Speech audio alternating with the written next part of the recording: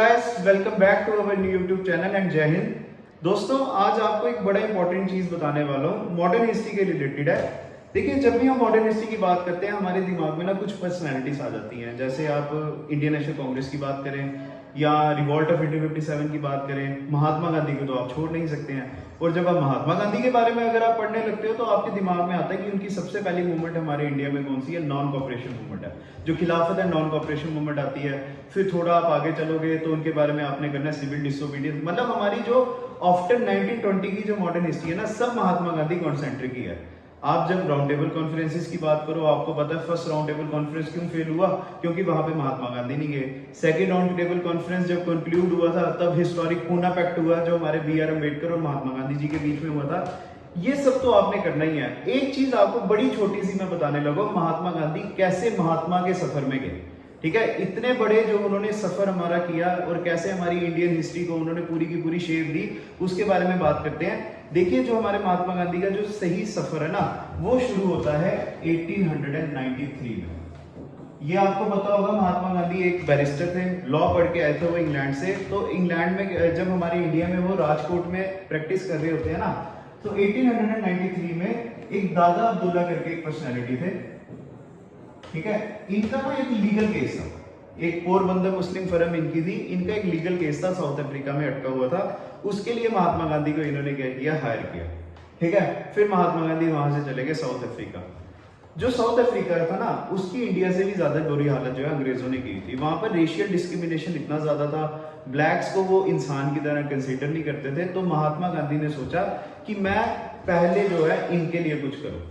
उनको देश से प्यार तो था ही था, उनके लिए उन्होंने क्या किया, इतने कुछ उन्होंने वहां पे केसेस देखे। जैसे हमारे वहां पर एक केस होता था इनवैलिडेशन ऑफ, ठीक है, invalidation of Indian marriages act. इसमें क्या होता था, जो हमारी इंडियन मैरिजेस होती थी ना, देखिए कोई भी अगर वहां पे एक कपल गया, ठीक है, कोई भी अगर कपल गया वहां पर, तो उसने क्या किया, हमारे इंडिया से मैरिज सर्टिफिकेट बनाया, तभी तो उनका वीजा वगैरह लगा ना। पर ये जो मैरिज होती थी ना, जो साउथ अफ्रीकन गवर्नमेंट होती थी, वो उसको डेरोगेट कर देती थी। कहती थी ये हमारे यहाँ पे रीति रिवाजों के हिसाब से मैरिज कंसीडर नहीं की जाती है, तो आपको फिर से मैरिज करनी पड़ेगी। और वो मैरिज में क्या होता था, क्रिश्चियन नॉर्म्स के ऊपर शादी होती थी। ठीक है, दूसरा होता था पोल टैक्स। पोल टैक्स जो वहां के नॉन वाइट जो लोग होते थे ना, चाहे वो इंडियंस हो जाए चाहे वो अफ्रीकन हो जाए, उनसे ना अलग से ब्रिटिश गवर्नमेंट क्या करती थी, टैक्स लेती थी।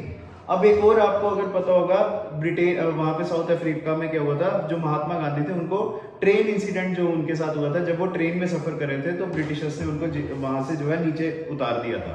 ठीक है, तब महात्मा गांधी ने अपने वहां पे क्या किए, जो है जर्नी शुरू की वहां पे कुछ बदलाव लाने की।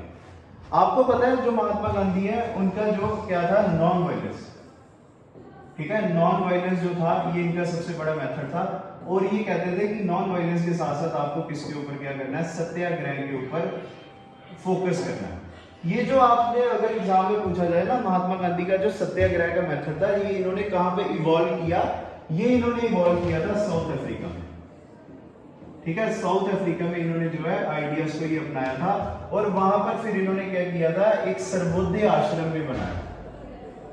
ठीक है, सर्वोदय आश्रम भी बनाया। ये वही सर्वोदय आश्रम था जो बाद में क्या बना, फिनिक्स आश्रम के नाम से आज तक साउथ अफ्रीका में जाना जाता है। जब वो इंडिया आए, ठीक है, फिर इंडिया में उन्होंने देखा इंडिया में इतनी बुरी हालत है, फिर वहां पे महात्मा गांधी के जो हिस्ट्री में इंपॉर्टेंट क्या पूछे जाते हैं, इंडिया में इवेंट पूछे जाते हैं। ठीक है, जो महात्मा गांधी के इंडिविजुअल इवेंट्स है ना, ये आपको अलग से करने पड़ेंगे। तो जब महात्मा गांधी हमारे इंडिया में आते हैं, इंडिया में वो आते हैं 1950 में, पर हमारी इनकी जो इंडिया में सबसे पहले जो इवेंट होता है वो होता है हमारा 1920 में, जो नॉन कॉपरेशन मूवमेंट है। इस 5 साल के टाइम पीरियड में इनके 3 होते हैं इंडिविजुअल इवेंट्स। ठीक है, ये जो इंडिविजुअल इवेंट्स है ना, ये महात्मा गांधी के मास मूवमेंट से ज्यादा जरूरी है करने के लिए, जिनके बारे में डिटेल्ड हम जो है नेक्स्ट क्लास में वेडनेसडे को हम डिस्कस करेंगे। तो नेक्स्ट वीडियो में आपके साथ मिलते हैं। जय Hind guys. Fighting for your career.